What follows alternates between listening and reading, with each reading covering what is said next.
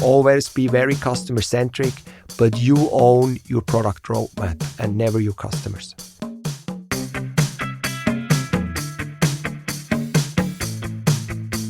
Welcome to the Swisspreneur Show, a podcast about startup stories and learnings from experienced entrepreneurs.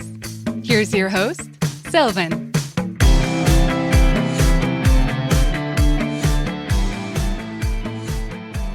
Mathias Wegmüller, welcome to the Swisspreneur Show. It's a pleasure to have you here today. Thank you, Sylvan. It's a big pleasure to be here tonight.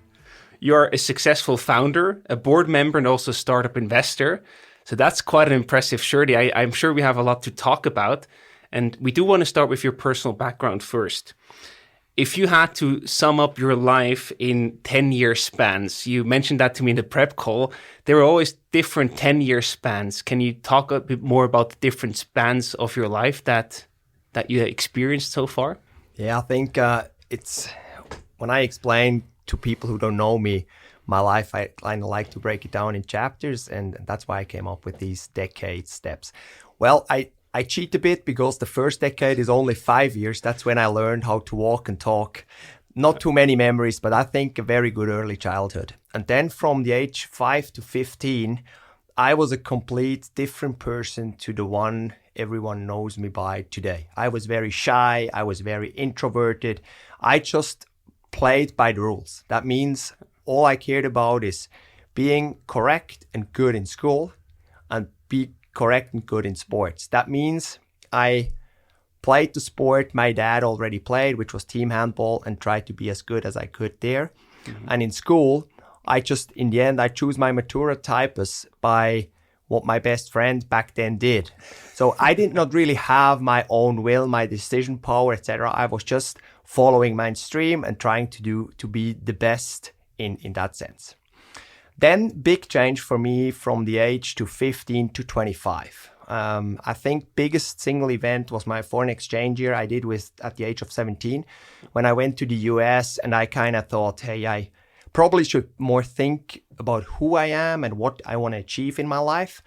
And, it's good when you go to a foreign country and no one knows you. So it's a greenfield way, and you can just start redefining yourself. And then I realized, hey, it's actually cool to be outgoing, to meet new people, to try out new things, new sports.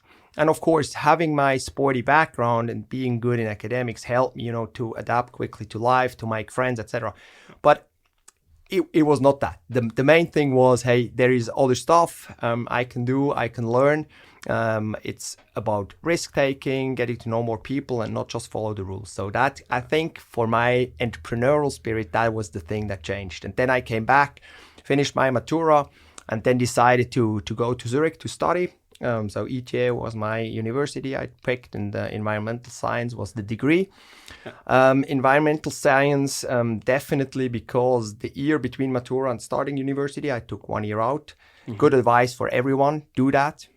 Because these in-between times are the most valuable ones. I traveled the world, and I realized, hey, there's only one planet, and it's such a great planet we all live on, but it's in danger. And the pick of environmental sciences was a very purposeful, purpose-driven one that I said, hey, we need to protect as much as I can. I think mine and our generation's main challenge is to actually save that planet and pass it on to next generation so they can enjoy it as much as we can.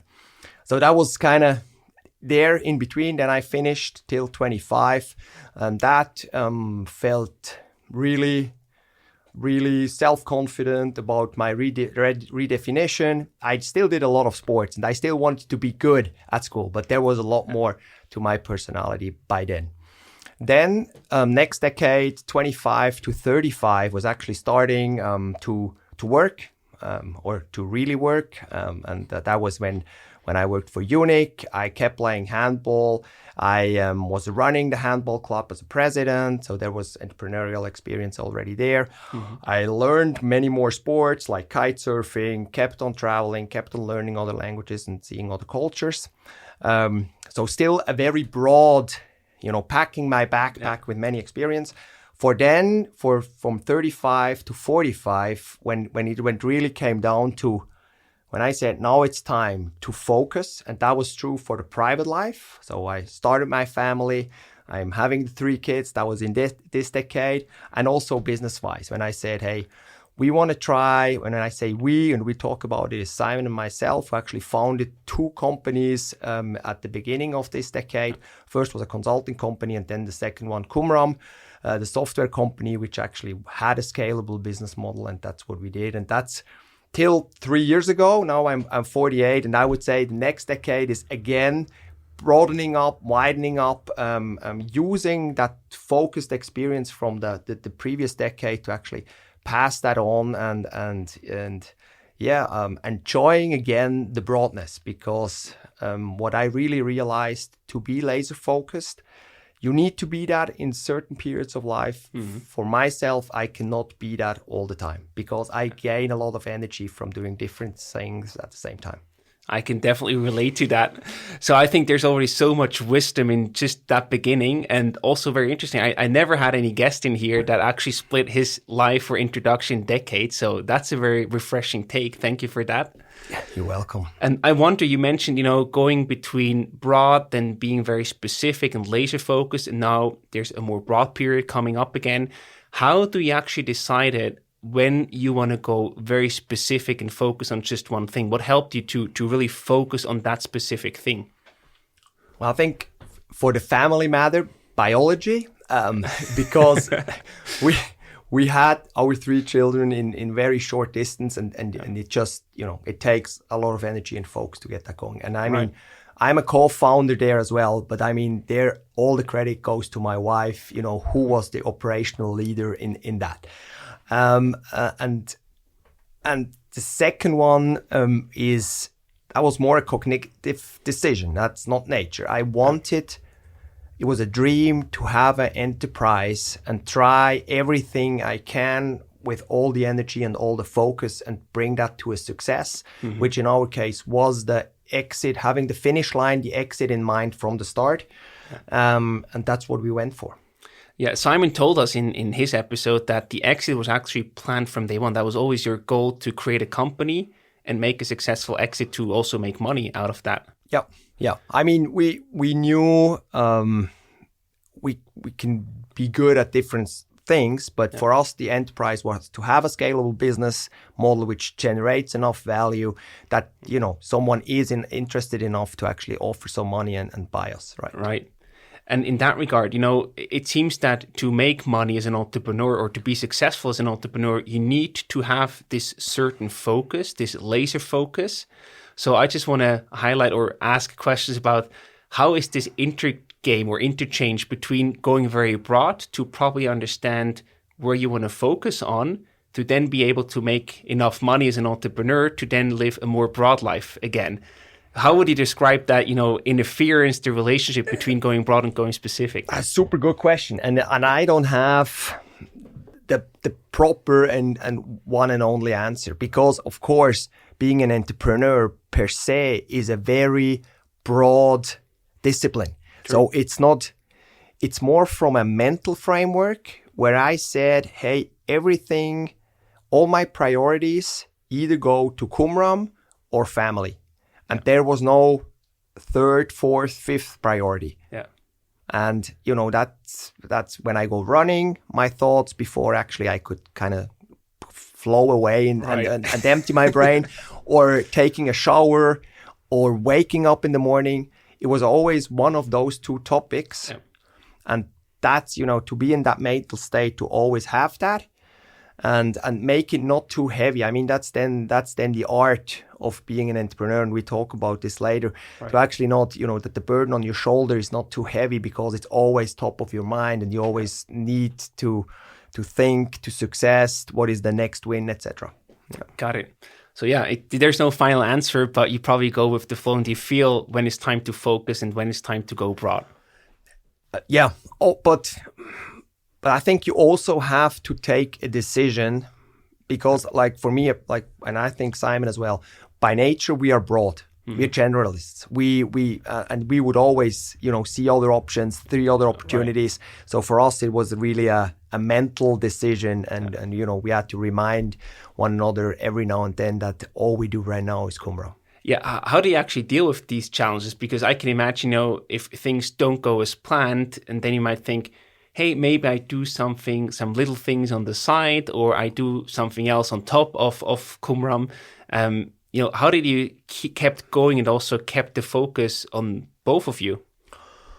Well, it helps that you are two, so you can keep reminding each other and making sure we're still aligned with our goals and targets. And then coming from sport, I know if you think too much outside your home turf, your home game, it's not going to do you any good. Fair point. You also mentioned your first working experience at UNIC is an important decade. You know, we also did some research recently where we dug out the Swisspreneur startup mafias, and UNIC is one of those mafias where many other companies basically came out from, either as investors or founders, it is in your case. So what made UNIC such a special, you know, area or company that so many cool startups like Students.ch, RentTouch, for example, and also, of course, Qumram actually came out of that area? Yeah, and there are many more. Yeah, and exactly. I think most credit, I would say, is with the founder team, a young founder team, which, you know, they were open enough and they respected every new employee and saw them already as small entrepreneurs themselves. So they led us by giving a lot of responsibility, but also a lot of freedom.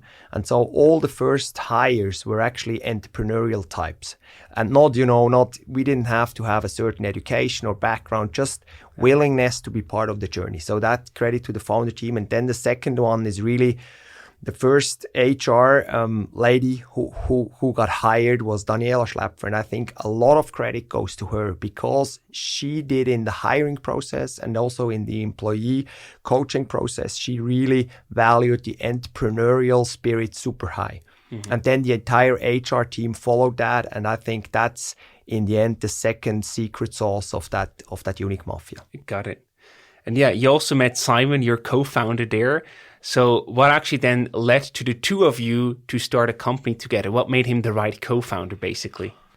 Well, you know, it for me, humans and relation with human is the most important. That's the energy of my life. And Simon was, one of these humans I felt something special right from the start. And he was number 6 at UNIC. I was number 10. So there was still like a small family. Yeah. And I lived in Zurich, but worked in Bern. He had an apartment in Bern, so I stayed there overnight. And then it started to develop. It was a really good friendship in the beginning, because at UNIC we didn't have so much interaction because he was really the CTO on the tech side, and I was taking care of the go-to-market and all the project management. Yeah. But privately we connected really well, which led to several travel experiences together, living experience together. After breaking up heavy relationship, we were the first one, to have a bit broad shoulder for each other, etc. So that brought us close together. And then with our complementary skill set, we knew that actually this was a great team setup to start something together. Yeah. So you really do share history together, many ups and downs, personal and business-wise. Do you think that this is really the right setup to find co-founders instead of just, going out there and say, okay, I don't know you for that long, let's just start a company together? Do you have an advantage if you already know each other for that long? Definitely. But I have a good example where that it can also work the other way around. Okay. My wife and I, we did not know each other a very long time before we had our first child. So it can work as well. I think you feel it quite early if there is a right match on chemistry and everything. But of course, all the experience you have together and you build up is just this level of trust gets even higher, and the understanding of each other's personality is important. And this is true for private life, for family life, as well as for business. Yeah, you only see the real faces of each other if you probably spend enough time together. That's right.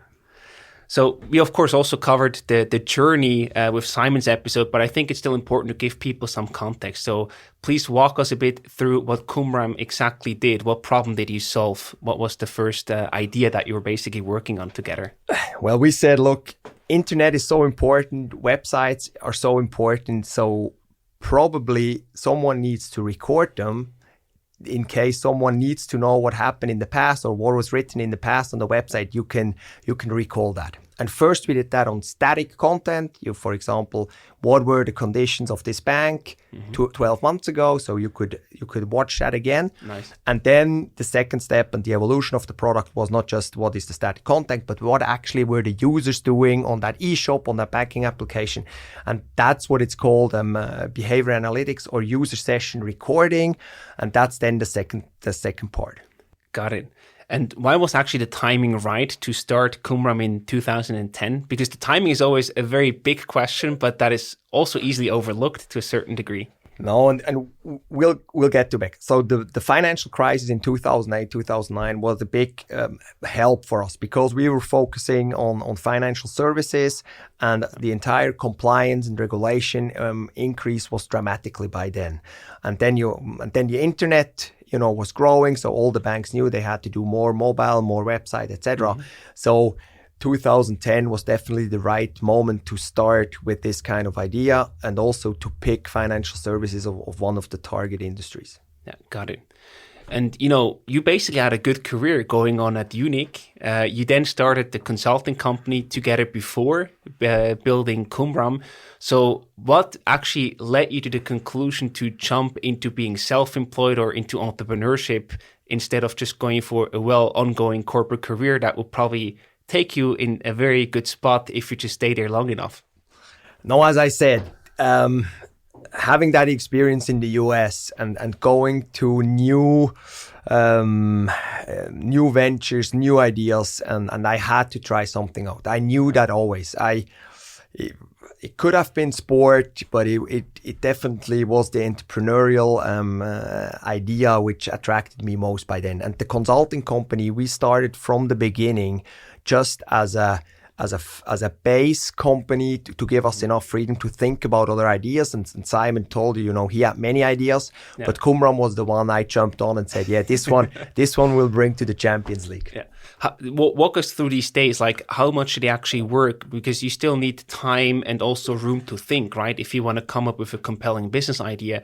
So you had to pay bills, so you had to have some income with the consulting company, but did you work full-time there? Did you split to part-time and also reserve some time to think or to build prototypes? How do you spend your time back then? Yeah, it was always between 2 and 4 days of consulting work. Okay. And the rest was really trying out ideas. Nice. I like that.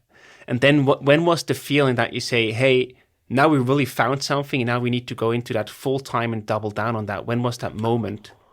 I mean, I thought when Suva, the big Swiss insurance company, contacted us and asked for such a web recording software, I thought, hey, that's perfect. We have a customer, we have a product market fit. It ended up not to be so true, but for me, that was the main reason. Hey, we already have a customer and they were super good. They helped us to develop the version 1 of the product, and that's why I jumped on this idea.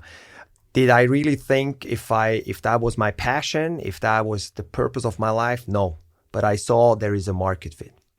That's very interesting because many people, they wait for that perfect fit, where they say it somehow enlightens me and I feel that this is my purpose, but that will eventually never happen. So how did you then still give you the push to go forward? Was the one client or potential client enough, or was there something else?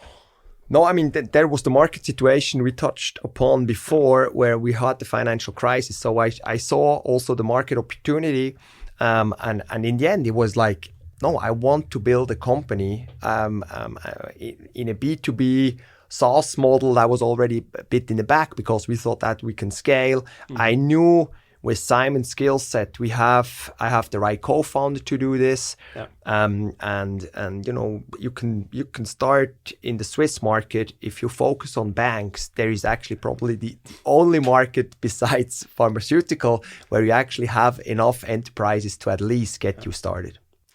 And let's talk about these early challenges that you faced. You decided to bootstrap Qumram in the early days, and that's a big challenge by itself, right? So why did you choose this path and not go for investor money as soon as the first clients were knocking on your doors? Yeah, that's one of the learnings. If I would do it differently by now, but as I said, we had a customer, so we had revenue. We shortly after won the Swiss Railway, UBS and ZKB. So we had traction very early on and revenue. And so we could build and bootstrap on that. And then we just did on the side a bit of fundraising, which we were not successful at. And then we started hiring, we started growing. And then what do? And I did what I thought I'm more successful at. I was winning new customers and getting the money from there, instead of seriously looking into investors' money, because that would have had many benefits. And maybe one I would like to stretch, because I think that's interesting for many founders. If you bootstrap, you're so dependent on your first customers and on your next deal that you are most likely pivoting too much, because you just need this next win, this next enterprise win, and you don't really stick to your strategy, to your plan, to your roadmap. While when you have the funding, that gives you more strategic power, strategic base money to actually follow what you should be doing. And I think we landed in that bootstrapping trap. And it could have gone the wrong way at the end of 2014. So 3 years after founding, we were close to be bankrupt. I think it's a very important point that you mentioned there, because if you do bootstrap, also in general, if companies, big potential customers come to you and ask for changes, then you suddenly end up creating custom software instead of building something that you can actually scale, right? That's the real issue behind that. Exactly. And the background, coming from UNIC as a service company, our consulting work. So our mindset and my mindset, so always making customer happy is not the real mindset to build a product company. That's a big quote. So how did you avoid that trap? What did you do differently to then not go bankrupt and still build a successful company? Well, then we did some changes in the team. We were lucky enough to attract Patrick Barnard. He actually came in as CEO. I stepped down from the CEO position. I think that was probably the biggest single change, but we did also other changes in the board as well. And then we had 3 friends, fools or family members, or however you want to call them, who actually gave us money to survive. And then from then on, we started to do the fundraising seriously. And in the end of the year 2015, we actually had a first financing round. We were still winning customers on the side. And I think from then on, then it's second half of Qumram, which then was a classical startup with investors, with external funding. And if you imagine having that friends and family and fool round in April 2015 and actually selling the company in November 2017, it's an extremely short period where we achieved that. That's a pretty nice timeline for an exit, from investment to exit. That's an incredible. And I mean, you can imagine some of the investors, hardly none of these investors ever had such a short period where they were invested in a startup. Yeah. You set the bar pretty high for future startups. Yeah, but you cannot really compare, because you heard the bootstrapping phase before. True. And there are always different ways, and I would never say there is one playbook that you should follow, but make some decisions, which I think I shared with you. Don't get trapped. If you have first customers, if they keep telling you what your product should look like, the CTO from Dynatrace, who bought us afterwards, he actually said, always be friendly to your customer, always listen to your customer, always be very customer centric, but you own your product roadmap and never your customers. Yeah. So how do you then actually decide what you wanted to build in terms of the product? I know this is also something that is more in Simon's area, but you were also involved there. So how do you make sure that you build the right thing, but also stay true to your strategy? Well, we were we were still hustling because the Patrick, who joined us, and then we were kind of the three in the leading team. We were all very deal driven, so we wanted to make every other deal. So we did not really step back from that winning every pitch we can mentality. But we had the luck that we also hired Pete Kunst as head of product management, supporting Simon, and he brought some clear structure, clear processes in that the product did not actually pivot as much as we did in sales. Got it. And, you mentioned before, you and Simon, you always had new ideas and also different ideas that were and still are appealing to you. So they just didn't stop when you were focusing down on Qumram. So how did you deal with potential ideas or other potential things or features that you could do on top of what you're already doing?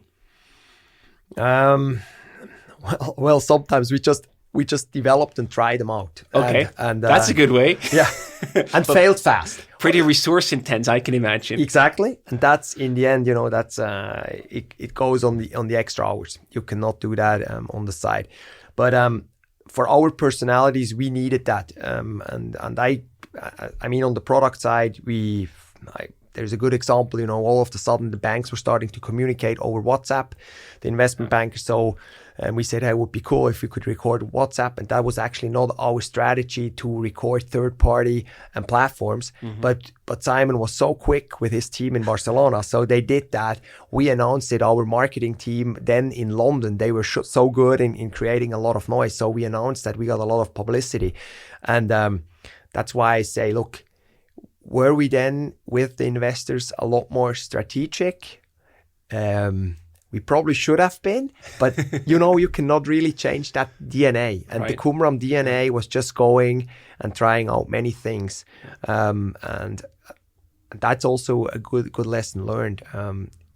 If you have the founders who are so creative and go so broad, then you definitely need good first hires with that really focused strategic mindset, because strategy is mostly not what to do, but what not to do. No, I like that. And we were not good. Simon and I are not good in saying no. I can imagine.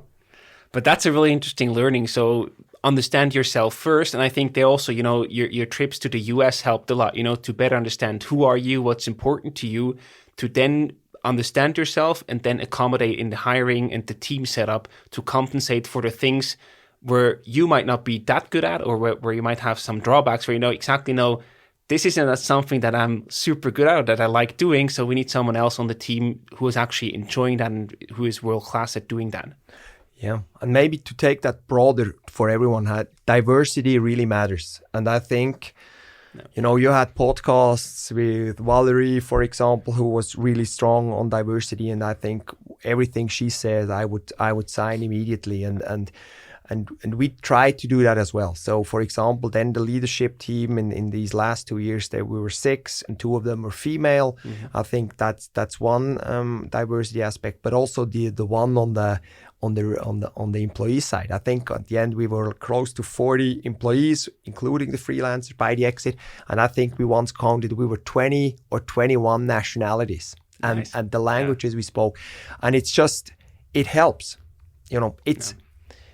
Again, for the structure and to follow the strategy, don't expect that from diversity, because diversity more, brings in creativity, ideas, etc. Yeah. But it also helps you because some of the cultures in there, they say, hey, look, this might be interesting, but that's just an academic exercise. Right. And others, they are always too polite culturally. They would never speak up. But no, diversity wins. It's not always the fastest way, but it's definitely the best way. I agree. We also have that at the Swisspreneur team, and I couldn't imagine a world without that. I mean, the input from the team, I really think that no ego, and we really try to make the best decision with a perspective from every possible angle, and that's just so much better. Yeah. No, and I'll do that, embrace that. I know it's not easy in Switzerland to actually hire.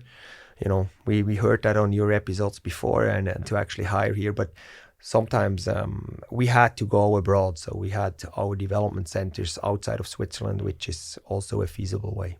Absolutely. One thing you already mentioned before, you did step down as CEO. So you served as CEO for 4 years, but then decided to step down and hand it over to someone else. I can imagine that's a super emotional, but also difficult step to take. So how do you manage that? I mean, I get this question asked a lot. For me as a team player, it's not so important. The same thing between my age 5 to 15, not possible. I needed the number 10 on my back. I needed to make the calls.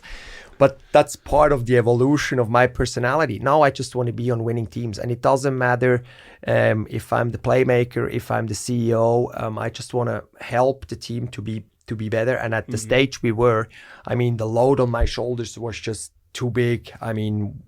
With the third child was born in 2014. So there was no sleep, no recovery time. And I was just, when Patrick could have said he wants president, CEO, and almost all our shares, I would have said yes, because he was the right person to add and bring this team on the success, back to the successful road. Nice. And one other thing that is very impressive to me is you've always worked in business development. That's like really one of your core strengths that you have. Very often here in Switzerland, that is used as a synonym to sales, because sales is not that shiny or doesn't enjoy a good reputation as it does in the US. So from your perspective, from your experience, what is business development? What is sales? Are they the same? What are the differences? No, we need to do an episode, especially on sales and business development, because that's the discipline we're lacking most in Switzerland. I think we all agree, all founders agree. And just to answer your question anyway, is sales is when you already know your market, you have a proven reproducible use case, a value prop, then you can actually have a process and you just follow that through. That is when sales come into place. Yeah. But before that, when you have to figure out what is the perfect product market fit, what is the value prop, when you have to educate, evangelize the market to actually get there, then it's a lot more business development. You also need to understand how does the market work, what is the market size, and all these things. As sales, he does not care about. He just wants a target list or a territory, and then he runs. And so for us, we actually never really at Qumram, we never really got to the state where we could have sales running around, except for Switzerland. There we had, then with Patrick Siegenthaler, we hired a sales guy who was actually doing that. Mm-hmm. But for all the market, we were still in the state of business development. Got it. So in that regard, what worked well when you did business development and what didn't? Do you have any, recommendations or learnings to share? I think what we did, and in the end, because if you do it often, it works well. We were famous for winning a lot of fintech awards. Mm-hmm. So we were there at the time in question when the first fintech wave hit the globe. We were out there and pitching and doing that well. And once you won a few awards, you're on the list of every jury, and then winning gets easier. But then we realized fintech got too broad, and that's not the real marketing message. But we realized there is a new thing evolving called RegTech, a sub-discipline within fintech. And then I think we did really well in positioning ourselves as the RegTech company. I also brought here an award we won in the US on the West Coast, saying best RegTech company, Qumram. You can't see it, but it looks very fancy. Exactly. And we even created a global RegTech association out of Qumram members, and we built that up. And I think that's that's an idea. Here in Switzerland, we are good with associations, and you can actually you build a good brand awareness. You can evangelize the market. You can talk to analysts out of that, and that's another maybe good thing. What we did well, we covered well the analysts, especially Gartner, which is the main analyst in the software industry, and they're always happy to think about new categories of market, and they give you inputs, and then they also talk to the customers, to the market, and they can bring you leads. And so yeah, that these are two examples: going for awards and creating associations. Yeah, I just wanted to ask, like, what is the actual business impact? Because that's always a bit tricky to understand before you do something. Like if someone comes to you right now and says, I want to create my own association and actually spend company money and time on that, how do you actually justify that investment? What's the business outcome that you can also quantify at the end? A lot of things you cannot quantify, especially in this stage of business development. I think it's about how much energy and time you can afford to invest and then try it out and fail fast. And we created so much traction with that RegTech association that we thought we were on the right move. Yeah. But of course, there is always scarcity of resources and what not to do and what to do. There is no clear. I don't think there is any research done, for example, what creating an association in business development does for startups. True. Yeah. Before we continue with the show, we would like to introduce you to our new partner, Nuco. Nuco helps founders navigate the paperwork that starting a company involves. From the first consultation all the way to the commercial register, Nuco has helped more than 900 entrepreneurs start their company, and they do so at highly competitive prices. To find out more, visit nuco.ch/Swisspreneur. Again, that's nuco.ch/Swisspreneur. And now, on with the show. And you also mentioned the importance of awards. Nowadays there are so many different competitions that you could participate. Usually, especially at the early stage, they all require a different sign-up form and also are quite time-consuming to participate, to pitch, and so on. So are awards really worth it to participate and to potentially win? Or is it just a waste of time and you would better invest that time in sales or business development? Again, it's a good question. If you win, I think that's an important word you used. You need to have some wins. Yeah. The best wins are in sales. If you win customer after customer with the same use case and the same value prop as an important attribute, then these are the best wins. Yeah. Second best are probably fundraising wins. If you manage to come through from round to round in financing your company. Right.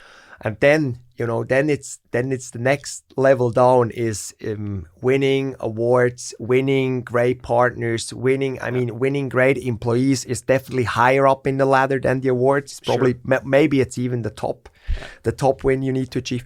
But you need to have certain wins in every discipline because that gives you self-confidence. That gives you all of a sudden you see, hey, people are coming to you, talking positively about you. Yeah. And in the banking and compliance industry, we could not celebrate each customer win as publicly as other companies can. Yeah, but at least it was still a big internal win, so that's also good. Yeah, and something you need those. These awards are nice because you can stand and and bring them to podcast interviews, right? Exactly. Yeah, in that regard, I also remember a quote by Mark Cuban. He said, no matter what tough times you're going through, sales cures it all. So if you close new deals, the world is just fine. 100% agree on this one. It's just, we do have examples where you can also fail into too much success because winning all the time has several aspects of, you might grow too fast and quality will drop. You might not be careful enough anymore because you think you're winning anyway. And, there are traps along the way as well. But I agree in the end. And that's why I say we should do this episode in Switzerland with Swisspreneur. Yeah. Sales cures, sales helps, and sales is the most important thing when starting a company. Who would you like to see on that episode? Well, we have many good ones. I think we have from the first generation of successful software entrepreneurs. I think Ariel Ludi is definitely one you already talked to. There is Daniel Gutenberg's similar situation, also great person to learn from. And then from the younger ones, I think you already had some. I think John Reto Aporta is still one we all can learn a lot from. When talking to Sherpany, but also Chris from Beekeeper, etc., I think one that is can help a lot is Alberto Toledo. We're engaging with him in another startup. He has a great mindset, and then all the young guns like Silvan Cranbühl and all the other sorts. Like, I think let's talk about that later and see what we can set up. I think there are more people that will enjoy an episode especially focused on sales, and maybe you can even make it a live session so people can also ask their own questions.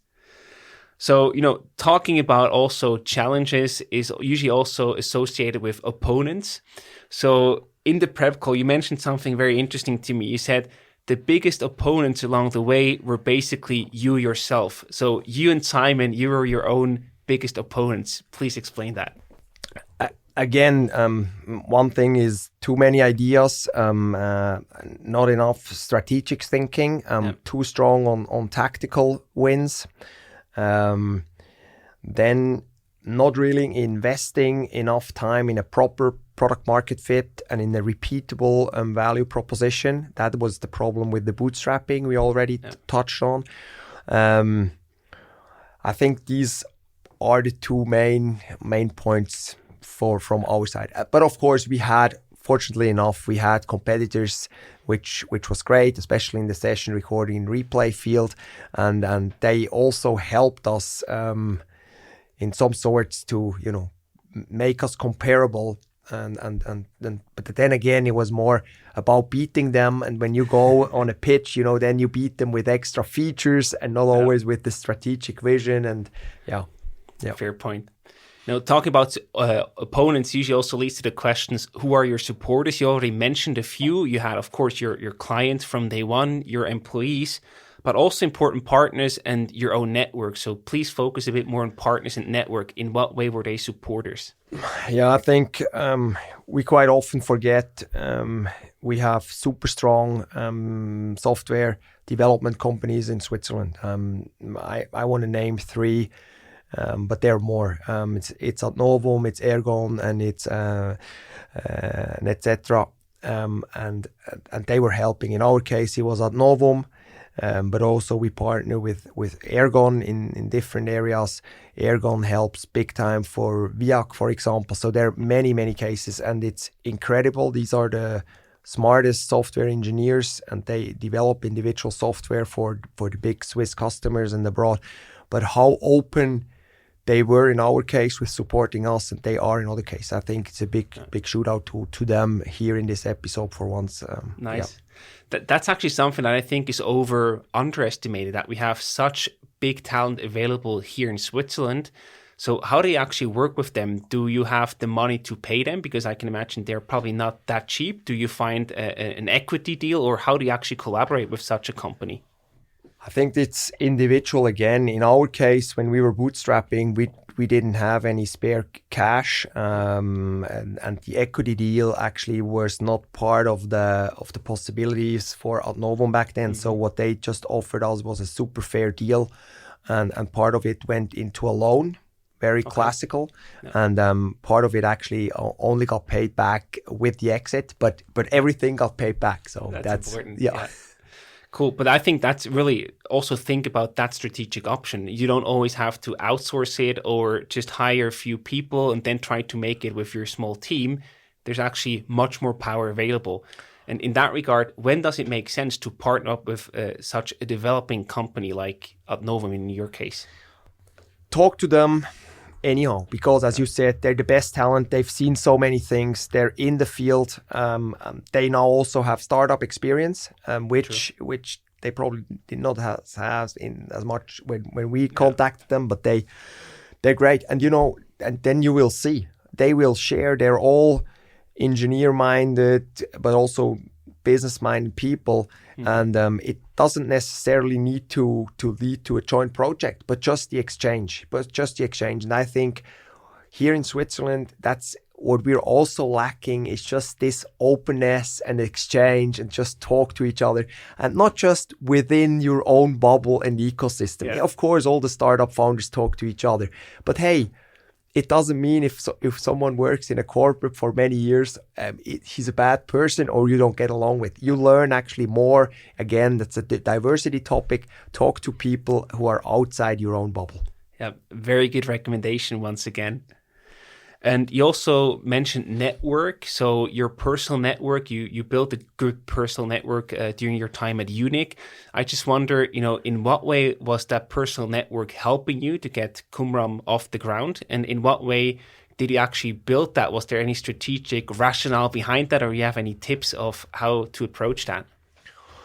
Well, again, the first time I realized how much power there is in a network was during my foreign exchange year. I went through AFS, American Field Service, and these, even though some of them I only met in 1 or 2 camps during that year, that was just a bond, you could always rely on and call on to. So yeah. I realized it doesn't take so much effort, and it doesn't always need the depth of or the deepness of a friendship like with Simon. Right. A network can also work on a higher level. And yeah, UNIC, I mean, of our 40 hires, we had probably 20 Swiss hires, and half of them came from the UNIC network. Yeah, that's the power of the network. Yeah, and it's a mix. I think diversity. We talked about diversity, and it's not about complete diversity, because some of it you need, or at least I need, a good mix. And also, if you look at my network today, my friendship network, my business network, there is always people from the early days and very recent one. And I think this mix is another dimension of diversity, which I really embrace and appreciate. Good point. So not only work with people that you've already known for 5-10 years. No, definitely not, because they know you, you know them. There is not much surprise. There is not much upside. You also mentioned earlier that you then in 2015 actually took investors on board. So we now also talked about, the challenges, the trade-offs that you had to make as a bootstrap company. So I just wonder, after you took investors on board, what changed? Was there any big benefit for you that you suddenly say, hey, now we can do things that we weren't able to do before? Of course, we could first keep going and survive. Most important thing when you're at the position. Yeah. But then we could, of course, scale up and grow. And maybe let's talk about business development again, because we had one investor from Spain who was super well connected in the financial industry, and he opened me doors in Paris, in Frankfurt, but also in London. And I was able to talk to the top banks at a C level. So super important. Also there, a learning. I mean, these warm introductions are key, and they can accelerate your sales process or your business development dramatically. But also think they will always talk to you because they got an intro from a friend from their network. Right. So you need to qualify them super hard, or even do it the other way around. Build your own target list and say, I want to talk to this position in this bank, instead of just, and I was so happy to finally have a lead list with names I could contact. Yeah. So I went after every single one of them. And I probably should have had my target list, knowing which person to talk to, and then refuse some of these contacts and intros and go for other ones. Yeah. So, but yeah, again, network and smart money, meaning investor with this network, and willingness to open doors is super key. And it's not complicated. Huh? It's I should show you these emails. There were mainly emails, intros, two-liners, adding the cell number, the mobile number of the person I should contact. I could call, refer to that email, and they would answer and give me an appointment immediately, because that's how trustworthy these network works. Yeah. That's super powerful. But at the same time, it can also be a distraction or lead you in the wrong direction if you don't qualify enough. Exactly. So how did you qualify? well, now we're going again into the sales topic. Sure. Not too much time there, but again, it's important to think first who is actually your perfect target. And so, for example, is this bank compliance savvy, tech savvy enough? And then is who is the buying center? Is it the compliance who has the budget, or is it still with the IT? Yeah. And you need to talk in sales. You always need to talk to the guy with the money, with the budget. Fair point. I see, there's so much more on that topic that we can cover here. So we definitely need to do that live Q&A session. Now let's fast forward a bit. You mentioned the exit in 2017. You were acquired by Dynatrace. And I just also want to have your perspective. What ultimately made you say yes to that deal? Well, it was a perfect fit. I mean, we, as I said before, we were going for the exit from scratch, from the start. Mm-hmm. And then what is important? It's important, of course, that none of the investors, that they all make money. That was a given. Yeah. For us, it was important that our core team, which was the tech department, the product department, had a great perspective. And with Dynatrace, I mean, that was exceptional. And I think Simon didn't really put that down. But, we had freelancers in India and Ukraine. Out of compliance legal reason, we did not put them on our salary or our payroll, but they were part of the core team. And even those freelancers, imagine, in that exit deal, they all offered them not only superb contracts with great compensation packages on stock options, but they also paid for all their relocation from Bangalore and from the Ukraine to Barcelona. Wow. And I think that was, we were Qumram and Dynatrace were changing many lives of young software engineers, and I think that's probably what I'm most proud of this impact. That's super cool. Yeah.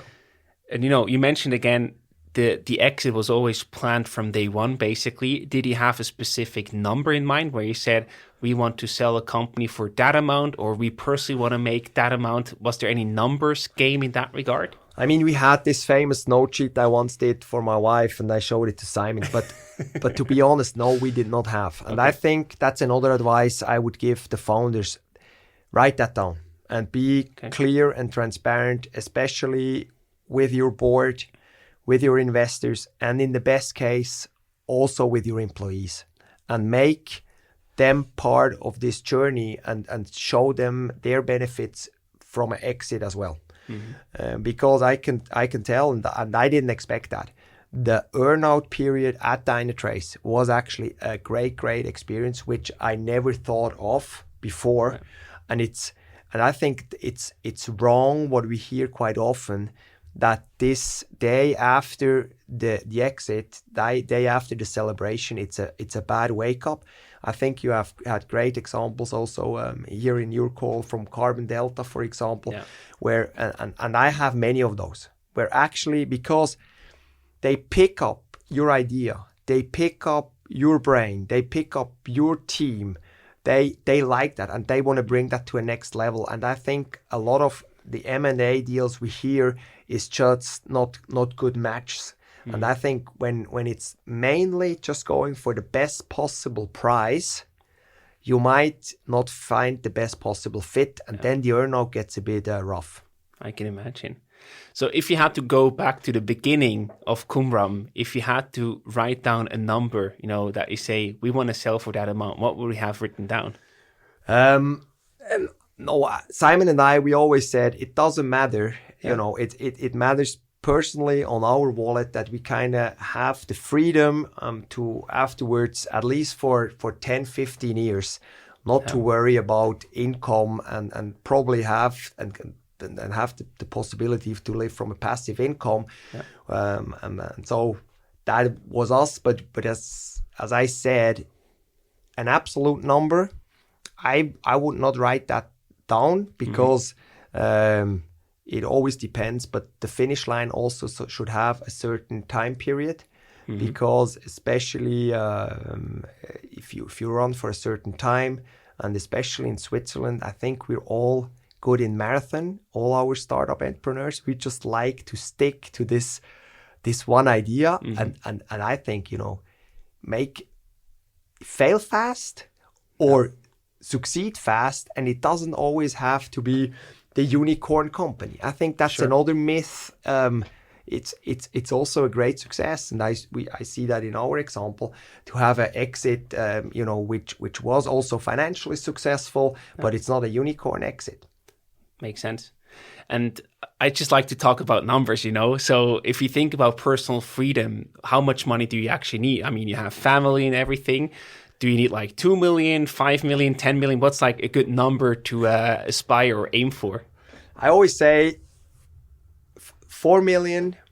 I don't know where I had that from, but for me, always these 4 million was kind of the number, and then be very good on the budget side, on your cost, on your expenses. Right. But I think being a father, it's always good to have that for your kids as well. Yeah.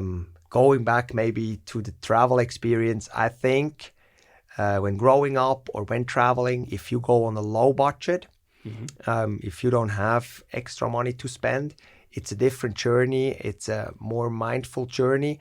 And of course, it was my journey. That's why I can relate to.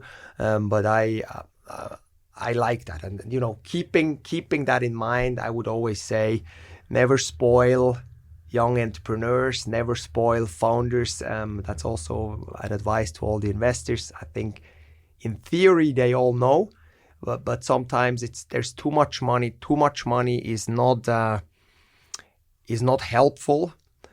It's then great when you have a proven track record, when you have a proven product market fit, and it's all about scaling. Then money is helpful. But up to then, too much money, in my opinion, is not ingredient for success. Got it. So this has been a very interesting journey, your focus decade, basically.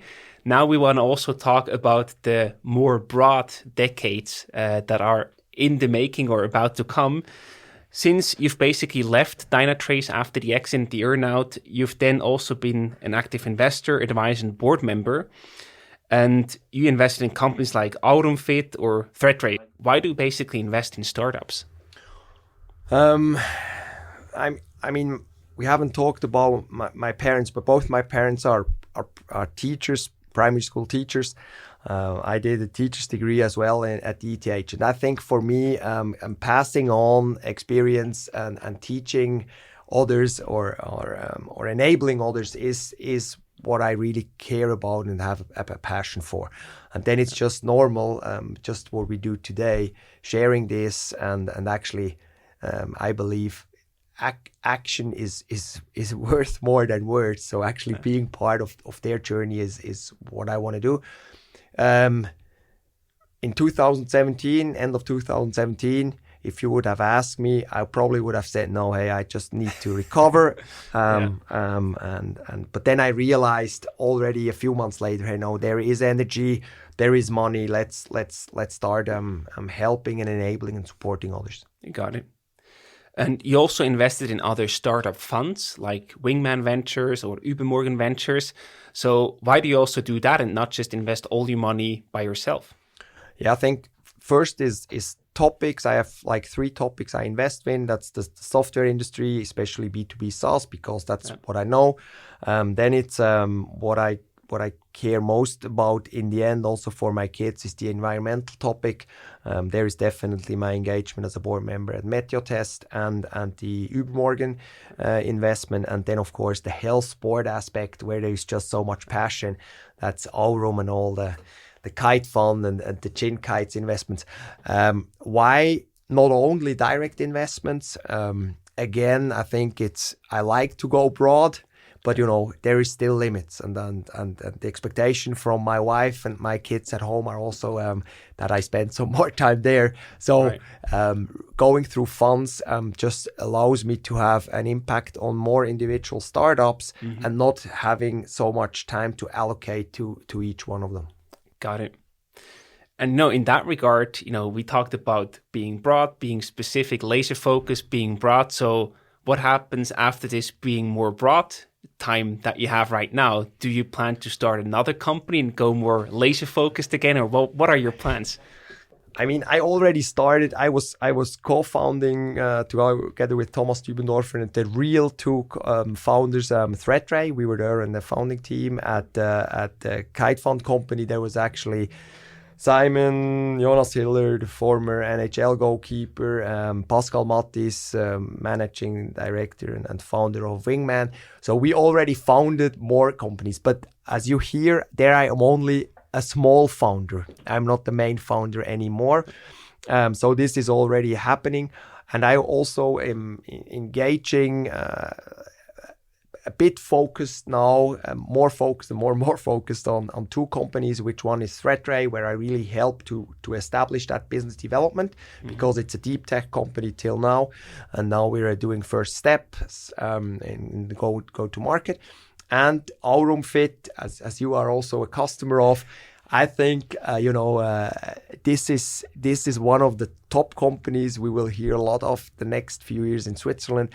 And the interesting part, maybe if I have a minute or so to talk about Aurum Fit as well, is that it covers a need we really have, and it's the strength building, the muscle building, which is one important factor in the aging process, but also in preventing inflammatory disease. So it's not a fitness case, which might some people say, but it's really a health case. And what is super interesting at Aurum, we actually have a complete vertical integration. So the hardware is produced by ourselves in Switzerland, which is quite unique. Yeah. We have the software, and we have the entire concept of the high intensity training is also developed by the two founders, and that's super cool. And I see every day I work there how much I love the product, how much I love the team. So I probably already have a small focus. It's only 2 days a week, but there it's a laser focus. And what I learned there, because there always needs to be a learning experience, we will grow through a franchise business model. And so I'm looking currently for young, sporty, healthy people in Switzerland who actually want to open an Aurum in their town. And I think that's a great entrepreneurial start, if I make that commercial call. So if you want to be an entrepreneur and have a proper playbook which tells you exactly what to do to become successful, reach out to me or go on the aurumfit.com webpage. There is a franchisee subpage, landing page, and you can fill out the form and I will contact you. Fantastic.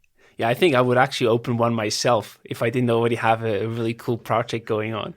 Hey, Silvan, there is always room, there's always room for other ideas. You talk about focus before, so now I need to take that seriously. You're right. So we actually also do a second episode with you about staying healthy as a founder. I think a very important topic that probably doesn't get the attention it deserves. So we wrap up this episode for now with a question about your favorite resources and gadgets. I'm sure you have something that you can recommend to our listeners.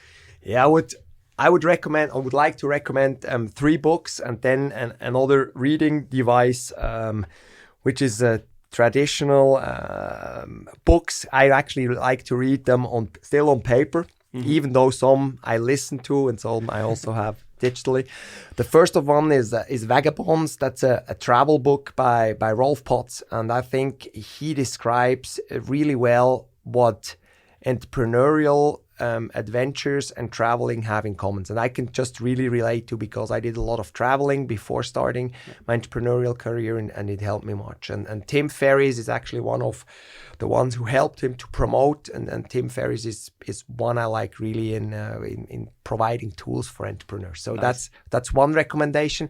Second one is Range from David Epstein. He's an environmental scientist like me by profession, and then he was into sports, a journalist, and he writes in Range really that generalists have a big advantage over specialists, and I think that's a good read for founders as well, who always think, hey, we need specialists. Mm-hmm. I think you need a lot of generalists to actually be successful in today's and tomorrow's world, when the world is changing so fast and so much that too early specialization is probably a trap. So that's my second recommendation. Great. And the third is a book by Lee Lefevre, like the Americans say. That's the founder of Common Crafts. That's this episode where they explained with hand sketches how Twitter works, how Doodle works. Mm-hmm. And the book he wrote is big enough, and it's a kind of the antidote, the antithesis to go big or go home. He talks how you can be a very successful entrepreneur and doing a lot of strategic thinking, business model change without having the need and permanent urge and permanent pressure to grow. And Nicole Herzog, from the board member from Sherpany, for example, she's a friend I learned from Twitter from Lee, and she also wrote a little quote in his book, and that's actually how I found it. And I think it's great. It opens again your mindset, and it's a very entrepreneurial book as well. These are the 3 books, and then from a daily read, I want to go to a Swiss product. I think the newspaper Republic is very good content-wise. That's the only newspaper I read these days. Mm-hmm. And it's also interesting from an entrepreneurial perspective how they actually set that up, and all readers and customers are actually investors, and especially how they do the investor relation communication before the funding and also now when they need more capital, and how they communicate with the customers and their investors. I think it's one to learn from, and that's the conclusion of my recommendation. Fantastic. And we are already getting really excited to have you back here for the second episode. Mathias, thank you so much for sharing your stories and great learnings. I think we can probably put a few quotes as posters on the wall from your saying and sharing of experience. Thank you so much. Thanks, Silvan. Big pleasure. This episode was brought to you by Swisspreneurs' main partner, Clara Business, the digital all-in-one solution for small businesses. Managing internal processes manually and on paper wastes an incredible amount of time. That's why Clara digitizes everything, allowing you to focus on what really matters, your core business. Go to clara.ch to find out how your business administration can be simpler, faster, and more efficient. Again, that's clara.ch.